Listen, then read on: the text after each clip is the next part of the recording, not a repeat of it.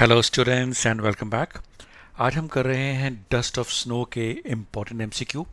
जैसे कि मैंने आपको पहले ही बताया था कि मैं टर्म वन के जितने भी एमसीक्यूज़ के चैप्टर्स हैं उन सब के मैं इम्पॉर्टेंट एमसीक्यू और एक ही एमसीक्यू क्विज बना के कोशिश करूंगा, जिससे कि आपको बार बार पार्ट्स में उसे ना एक्सेस करना पड़े।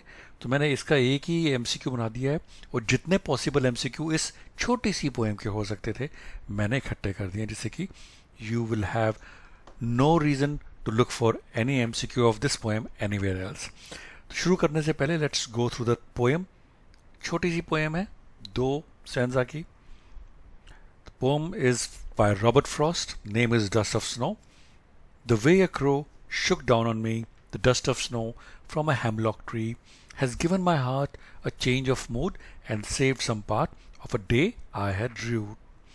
तो ये छोटी सी पोएम है, ये आपका बुक का ही पार्ट है। इसके अंदर ग्लॉसरी भी आपको मिल जाएगी। Hemlock is a poisonous plant with small white flowers, root held in regret. Poem के बारे में क्या क्या सोच सकते हैं, क्या क्या क्वेश्चन है, ये सब है, but that is not required right now because ये पोएम आपकी एमसीक्यू के लिए आएगी। तो let's quickly do the MCQ for this and I hope you are enjoying my videos. Keep on liking them and subscribing them, it's motivating me every day. So students, the first MCQ: of a day I had rued, why do you think the poet said so? Because he had not gone to work, because he had misbehaved, because he had left the house, or because he was sad all this while. Of a day I had rued मतलब जिसका उसको regret था। Poet ने ऐसा क्यों बोला? Because he was sad all this while, उससे पहले। In the poem, it is a winter day, a summer day, a rainy day, or an autumn day. Very easy to answer, students. Dust of snow में snow गिर रही है, तो snow गर्मी में तो गिरेगी नहीं, बारिश में भी नहीं गिरेगी, ऑटम में भी नहीं गिरेगी। It's a winter day. Why do you think Dust of Snow is a highly symbolic poem? It highlights very simple moments that turn into significant ones.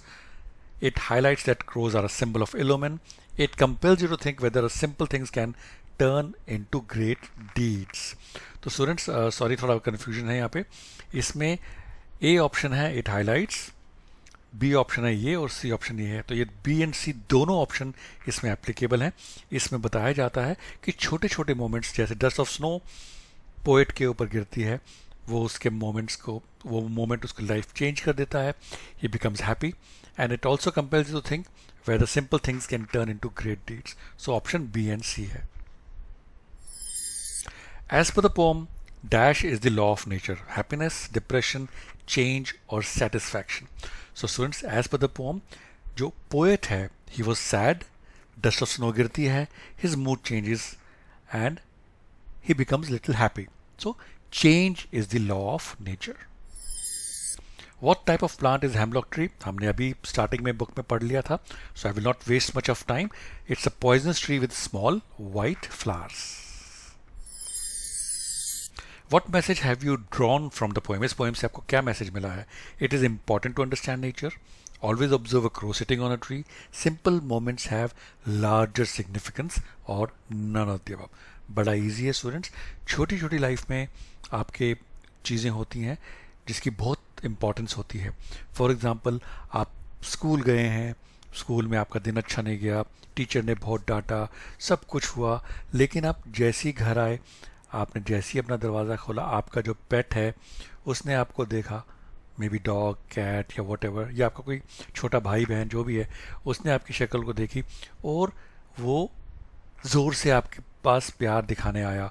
वो छोटा सा जो मोमेंट है वो आपकी सारी जो पूरे दिन की आपकी टेंशन थी लाइफ की, वो दूर कर देता है। So simple moments have larger significance. In the poem, crow and hemlock tree depict what side of nature? Imbalanced and insecure, hopeful and cheerful, happy and satisfied, dark and bitter. तो students, जो crow है, जो कौवा है, और जो hemlock tree poisonous होता है। क्रो इल ओमेन माना जाता है, काँव काँव करता है, लोग कहते हैं यार काँव काँव कर रहा है, काले रंग का होता है, देखने में सुंदर नहीं होता है। तो they are depicting the dark and bitter side of nature. The crow and hemlock tree symbolize sorrow, celebration, happiness or death. They symbolize sorrow, but those sorrow have changed the life of poet. What fact of life can be understood in this poem. Happiness and sorrow are a part of life. Every dark cloud has a silver lining. Every dark night is followed by a beautiful day, और all of the above. तो students बड़ा easy है ये भी. Happiness and sorrow मतलब दुख और सुख लाइफ में होते हैं. हर एक काले बादल के बाद बढ़िया दिन आता है. Every dark night is followed by beautiful day. So all of the above. What message does Robert Frost convey, जो पोएट है? Always look at the brighter side of life. Depression and hopelessness are part of life. Time does not stay the same always, और all of the above. तो again students, जो poet है Robert Frost, वो सब चीज़ें convey करना चाहता है कि हमेशा अच्छी चीज़ों की तरफ देखिए, ब्राइटर साइड पे देखिए. डिप्रेशन होपलेस पार्ट है लाइफ का, उससे परेशान मत होइए, और टाइम हमेशा एक जैसा नहीं रहता. So all of the above. How did the dust of snow affect the poet? It made him energetic, it made him superior, it changed his mood, और none of the above. तो students, हमने जो pome पढ़ी है उसमें हमें पता है जैसी डस्ट ऑफ स्नो पोएट के ऊपर गिरती है उसका मूड चेंज हो जाता है. So it changed his mood. What is the change of mood of the poet from the beginning to the end of the poem? From angry to disappointed, from happy to sad, from desperate to satisfied, और from sad to happy.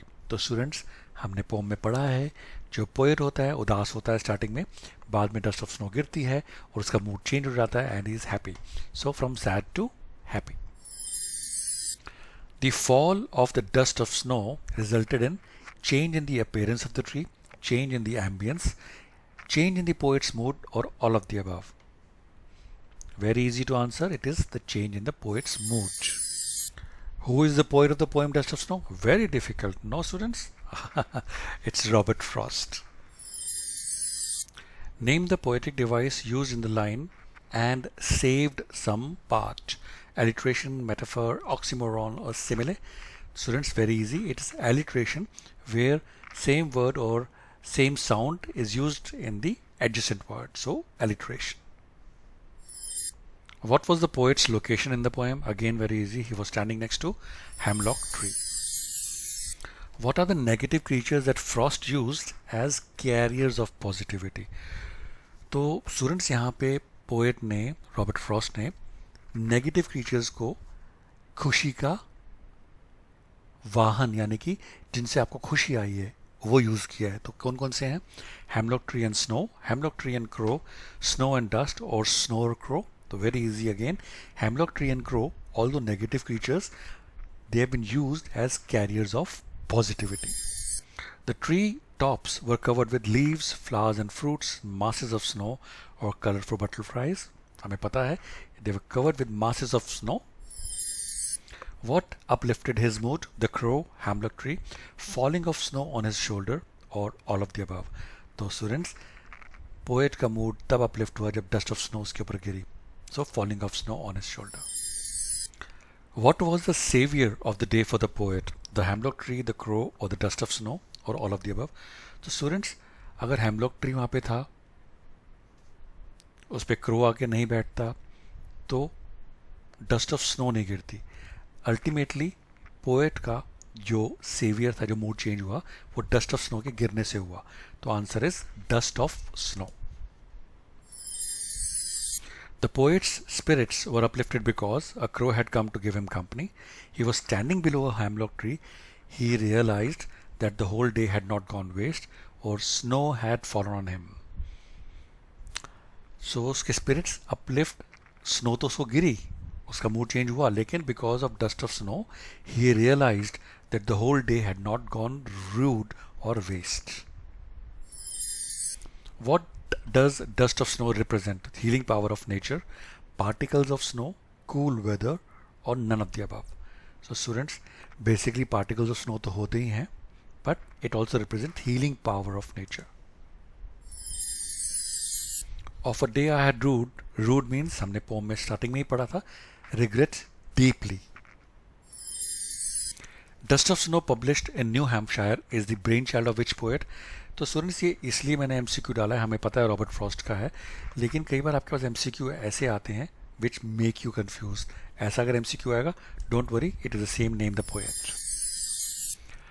Why do you think satisfaction replaces regret towards the end of the poem The Dust of Snow? तो आपको क्यों लगता है कि जो poet है and में सेटिस्फाइड हो जाता है, उसकी जो दुख भरा पूरा दिन निकला होता है, ही वॉज रिग्रेटिंग, वो चेंज हो जाता है because the poet realises that उसका बाकी दिन जो बचा है he can spend it happily. In the poem the crow, the hemlock tree, the snow are all dark images, yet they make a person rejoice. The poet sees colors of happiness through them. They look shiny and bright, or none of the above. तो students, crow, hemlock tree और dust of snow जब poet पे गिरती है, the poet sees colors of happiness through them. So that's the correct answer. The backdrop of the poem is bright and cheerful, hopeless and gloomy, depressive and dull, or none of the above. तो students, bright and cheerful तो बिल्कुल नहीं है, hopeless और gloomy ज़रूर है, depressive और dull भी है. So I am not sure क्या हो सकता है इसका better option. So students, the poet was depressed, he was regretting, his life was getting dull, so it is depressive and dull. What were the welcome signs for the poet, यानी कि उसकी जो mood change करने की life में उस दिन जो डे में हुआ, उसे क्या साइंस थे. The falling of the flakes and dust of snow, blowing of winds, a crow sitting on the tree, or the sight of the hemlock tree.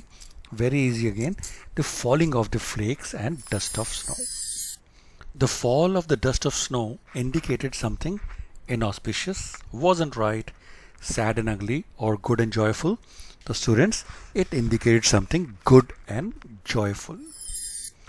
The way a crow shook down on me, here me refers to the nature, the ground, the poet, or the hemlock tree. Very easy again students, it is the poet. Before the falling of the snow, how was the poet's mood? Confused, pleasant, quiet, unpleasant? तो बड़ा easy, हमें पता है बेचारा बहुत दुखी था, he was unpleasant. What is the rhyme scheme of the poem? A B A B C D D D C, A B B A C D C D, A B A B C D C D, or B A B A C D C D. So students, let's quickly see the poem and you will also understand how the rhyme scheme is identified. The students, the first line, the way a crow, will be A. Shook down on me, it will be B because यहाँ पे कोई similarity नहीं आ रही. The dust of snow, तो crow and snow are similar, so A B A from a hemlock tree, me and tree. So A B has given my heart, it is not mad. So C, a change of mood, again D, and saved some part, heart and part, so C again, of a day I had rued. So A B C D is the rhyming scheme. So हमारे पास option है A B C D. The mass of snowflakes looked like dust of snow because it was powdery, it was very light and fine, it was sticking onto the leaves, or none of the above. Very easy, it was very light and fine. What were the poet's happy moments? The presence of crow, the fall of snow dust on him, the presence of hemlock tree, or all of the above. तो students, जब dust of snow गिरती है तभी उसका happy moment आता है. So the fall of snow. What resulted in the sudden movement of the crow? Fruit started falling, leaves started falling, lizards and ants started falling, or mass of snowflakes started falling. Again a very easy one, but मैं ये सब इसलिए कर रहा हूँ जिससे कि आप हर टाइप के MCQ के लिए prepared रहो. A change in the present condition of the mind can also be written as a change of place, a change of mood, a change in thoughts, or a change in words. So it is basically a change of mood. The hemlock tree was shaken by a crow, a sudden storm, monkeys or squirrels. Very easy, it was by a crow. What creates the poet's desired effect in the poem? तो आप poem पढ़ते हैं, पूरी एक आपको story लगती है, तो कैसे पोएट ने पोएम में ये आपको दिखाया है. ऑप्शंस हैं easy language and the unusual visual imagery along with brevity of words, the way he stood below the tree, the crow and the hemlock tree, the winter day and snowfall. Very easy, it's the easy language and the unusual visual imagery along with brevity of words. Why do you think the day had not gone well for the poet in the poem Dust of Snow? It had been a very dull and disappointing day. he had not met his friends, he had not earned a single penny, और all of the above.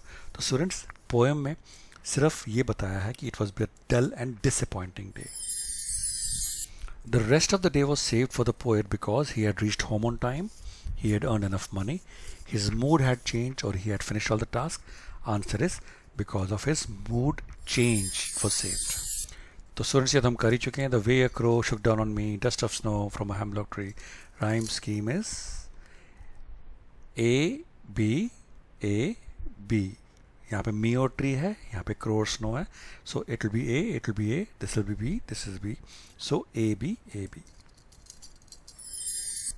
The dust of snow refers to the thoughts of the poet, particulate matter of snow that settles on surfaces after snowfall, the poem, or none of the above. तो ये भी बड़ा easy है students. It refers to matter, particulate matter of snow. What did crow shake on the poet? ये बार बार आता है, dust of snow. The hemlock tree is considered inauspicious because it is never a part of any rituals. It is poisonous and toxic. It grows in deserted places or none of the above. तो students हमें पता है जो hemlock tree है, it is poisonous and toxic. That is why it is considered inauspicious. Flakes fell. The poet was in a happy mood, state of shock, dull and gloomy mood. तो आप देखेंगे ये इस टाइप के MCQ बार बार आ रहे हैं. That means it is important for you to know that the change of mood can come in many different ways of MCQ. Student, this is a very important MCQ. The four elements of the poem are trees, birds, nature and emotions, depression, ominous, sadness and happiness, snow, crow, hemlock tree and poet. तो आप देखेंगे, आप कोशिश करना ये सारी चीज़ें आपको फिट होंगी इस पोम में. So it is all of the above. What inspiration did nature give to the poet? To behave in a positive manner, to go out for a walk, to sit under a tree when it despair, to consider crows as a symbol of joy. इसका answer है to behave in a positive manner. And students, this brings to the last MCQ. Although ये similar MCQ है, I hope ये MCQ आप जब attempt करेंगे मेरे quiz में, तो you will have no MCQ left which could probably come in your exam. तो आप इसको अटेम्प्ट कीजिए. I hope you are enjoying my videos. अगर आपको अच्छे लगते हैं, do like, subscribe and share my videos. That keeps me motivated because it is not my what I call the main job to make these videos. I do it because I like your comments. I like my students to get some help through these videos and my quizzes. Thank you for watching my video, students, and I wish you all the success and good luck. Last MCQ, suddenly dust of snow fell on the poet. Thank you, students, for watching this video. Wish you all the success again.